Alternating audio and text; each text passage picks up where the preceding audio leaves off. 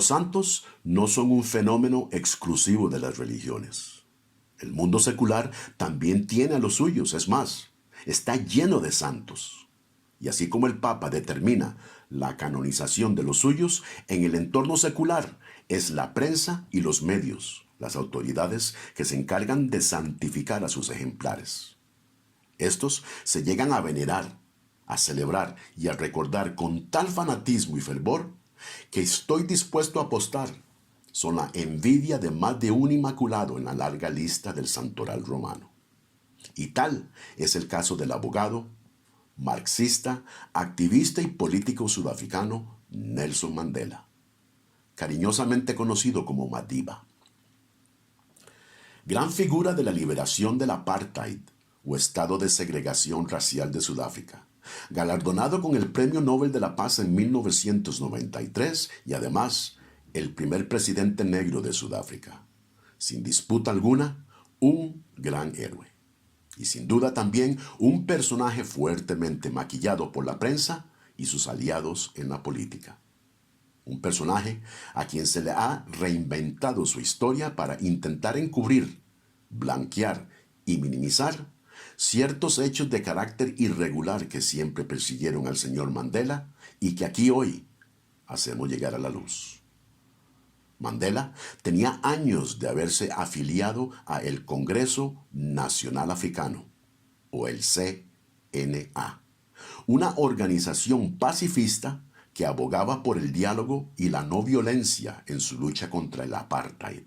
Sin embargo, fue nada menos que Mandela quien en 1960 logró vincular al CNA con el Partido Comunista Sudafricano para obtener financiamiento soviético y así lograr, entre otros, la manufactura de explosivos para llevar a cabo actos de sabotaje contra varias instalaciones estatales.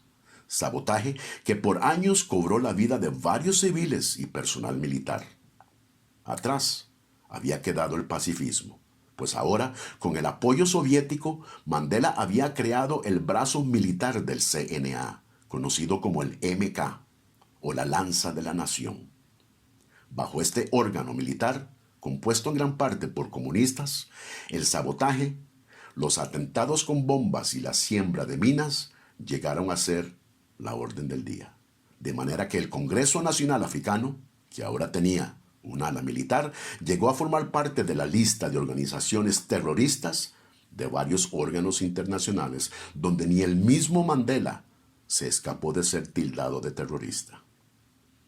Desde muy temprana edad, Mandela había sido fuertemente influenciado por la doctrina marxista y más tarde, en prisión, consumió minuciosamente obras como las de Mao Zedong y Liu Shaoqi, entre muchas más.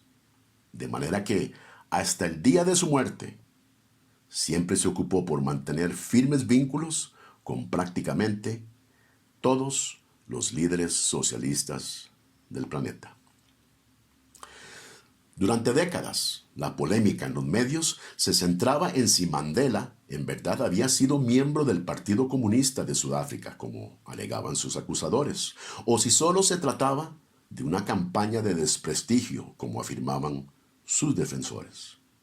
Sin embargo, en el 2013, el autor Stephen Ellis, en su libro Misión Externa, dio fin a la polémica sacando a la luz unas actas de reuniones del CPSA, el Partido Comunista Sudafricano, que mostraban que Mandela, antes de ser enjuiciado en 1964, efectivamente había sido no solo miembro del partido, sino que también parte del Comité Central, algo que él mismo siempre negó, obviamente para no caer en desgracia con los líderes occidentales.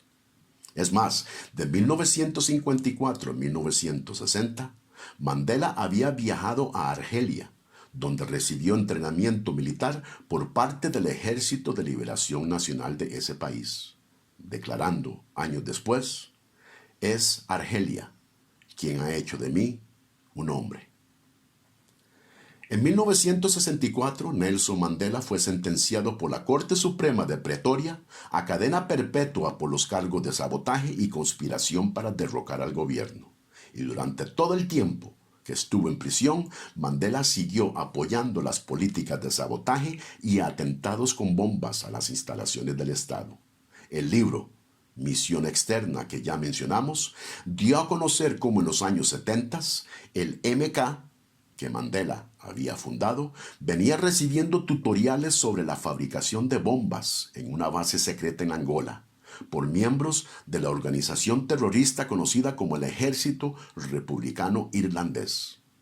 Su misma esposa, Winnie Mandela, a quien cariñosamente se le refería como la madre de la nación, abogaba por la violencia, declarando en un discurso en 1986 su aprobación del necklacing para los que no se unían a la lucha en contra del apartheid.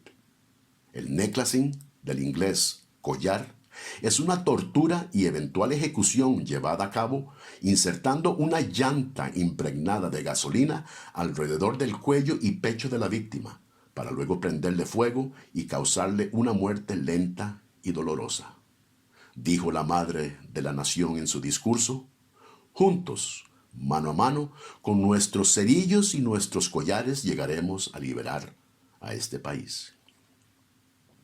2 años después de ser liberado, Nelson Mandela la acusó de adulterio y se divorciaron. Con la abolición del apartheid en 1994, el Congreso Nacional Africano ganó las primeras elecciones libres en Sudáfrica, con Mandela llegando a asumir el más alto cargo de la nación, convirtiéndose en el primer presidente negro de Sudáfrica. Y a pesar de que se había instituido una nueva constitución que garantizaba los derechos de todos los sudafricanos, y a pesar de que el CNA había conseguido el 63% del voto, la administración Mandela no llenó las expectativas. Fue débil e hizo poco por aliviar el sufragio de su gente. Mandela murió en el 2013 a la edad de 95 años y a pesar de que su partido, el Congreso Nacional Africano, hoy tiene más de 30 años de venir ganando todas las elecciones, la visión marxista de Mandela para Sudáfrica no dio fruto. En la actualidad, de los 60 millones de habitantes, el 81% son negros. Y este sector mayoritario de la población sigue siendo el más afectado por la pobreza y el crimen. La educación pública es un total fracaso. Sudáfrica sufre de una tasa de desempleo de casi el 33%. Los programas de ayuda social han inflado al Estado a proporciones insostenibles, con más de 18 millones de sudafricanos dependiendo del gobierno para su sustento, mientras que solo 7 millones son contribuyentes. Grandes áreas del país aún no tienen electricidad o agua potable, y las áreas que sí tienen electricidad se ven azotadas por constantes apagones. El mismo CNA se ha visto envuelto en acusaciones de corrupción, etcétera, etcétera. En fin, dicen que no hay que hablar mal de los difuntos. Estoy de acuerdo. Sin embargo, creo que cuando se trata de la verdad, es un deber decirla de quien sea, vivo o no.